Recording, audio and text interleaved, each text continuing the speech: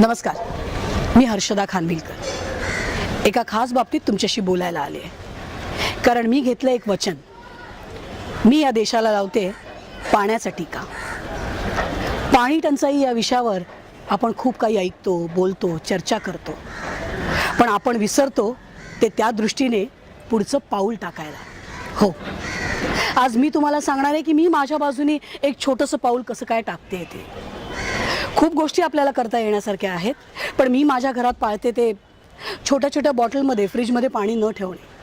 त्याऐवजी जर एखादं माठ, एखादा जग आपण जर घरात ठेवला आणि आपल्याला हवं तितकं वापरायचं आहे तेवढंच पाणी जर आपण त्यातून काढलं तर मला वाटतं आपण खूप पाणी वाचवू शकतो.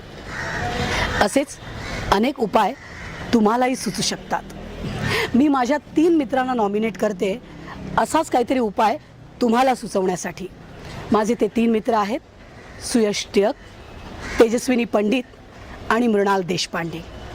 माझी खात्री आहे ही तिन्ही माणसं या दृष्टीने पुढचं पाऊल टाकतील.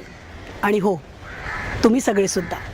माझी विनंती आहे तुम्हाला, आपण सगळ्यांनी एकत्र येऊया या देशासाठी आणि लावूया या देशाला पाण्याचा टीका.